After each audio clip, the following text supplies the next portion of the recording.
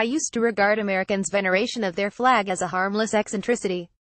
They don't have a monarchy, poor things, and the flag served as a cheaper and more egalitarian substitute.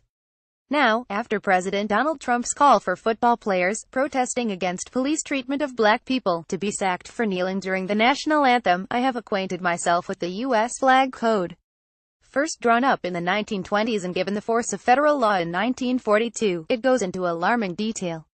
When the national anthem is played, all civilians should stand at attention facing the flag with the right hand over the heart. Men should hold headdress at the left shoulder. The code has 11 specifications to ensure respect for the flag. For example, it should never touch anything beneath it, such as the ground, the floor, water or merchandise, and it should never be used as covering for a ceiling or embroidered on such articles as cushions or handkerchiefs and the like. The penalty for breaking such rules is a fine and or up to a year in prison. Happily, they have never been enforced and, in 1990, the Supreme Court ruled that it would be an unconstitutional breach of free speech even to prohibit burning the flag. But with Trump in office, appointing more conservative judges, anything is possible. Spinning Uber, who keeps the gig economy going, the people who, for want of alternatives, are forced to work in it, obviously. But also the rest of us who buy its services. Transport for London, which announced that Uber's license to run taxis in the capital will not be renewed, apparently forgot that. So did Mayor Sadiq Khan, who supported the decision. Within a few days, more than 750,000 people signed a petition in protests, with the company's insecure and underpaid drivers, some of whom are taking Uber to court, among the most scathing critics. In its statement, TfL said nothing about how the company treats its drivers.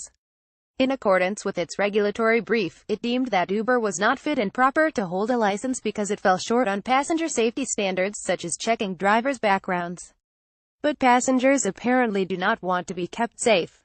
They prefer to take their chance with the cheapness and easy availability of Uber cabs. Young women particularly say that, since they cannot afford other taxi services, their only late-night alternative for getting home is to walk at least part of the way. Perhaps rightly, they judged the risks of Uber cabs to be lower. TfL and Khan failed to sweeten the blow to drivers and customers.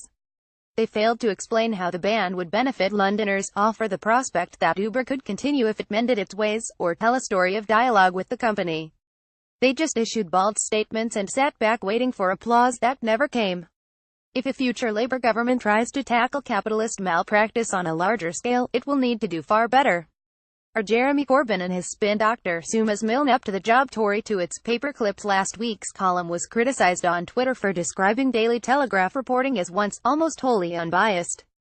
The former Labour MP Chris Mullin, aged 69, asked when was that. I'm not old enough to remember. The 20th Century Telegraph was, as one former hack said, Tory to its paperclips. Its selection of stories, as well as its comment pages, left no doubt as to its political preferences. But its reporting was reliable and professional, concentrating on the principle of explaining, in the opening paragraphs, who did what to whom, where, when and how. It is, I suppose, a comment on contemporary journalism that even Mullin seems unable to remember what straight reporting looked like. Only the Financial Times, while palpably believing that capitalism is a good idea, now offers it in the old sense. The Telegraph has become a slightly upmarket version of the Daily Mail, dedicated to factional propaganda. Homage to Catalonia. Round-robin letter writers, of whom I have written before, are out in force again. This time they are exercised about Spain's attempt to stop Catalonia holding an independence referendum. The other day, the undersigned letters appeared in The Guardian, one from 22 peers and MPs, another from 113 UK and Irish academics. They are extremely disturbed, a condition to which signatories of such letters are chronically prone. What do they hope to achieve? Even Guardian readers are unlikely to have heard of them, though more perhaps should know of Tony Berkeley, Eton and Trinity College, Cambridge, a hereditary peer with a title created in 1421 who also wangled himself a life peerage. Do these pompous folk really think that, in Madrid, anybody will pay the slightest attention? Never surrender. Having belatedly watched the film Dunkirk, I understand better why most southern coastal towns from Bournemouth to the Medway support Brexit so overwhelmingly.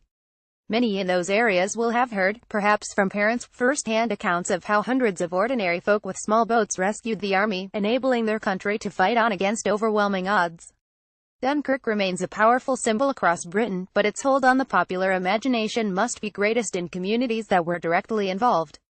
To them, proposals to delay or water down Brexit must recall those who wanted to make terms with Hitler in 1940. They will never surrender whatever the economic cost. The comparison is preposterous. But Dunkirk happened less than 80 years ago. When you think what the Battle of the Boyne, after nearly 330 years, means to Northern Ireland's Protestants, it is not so surprising.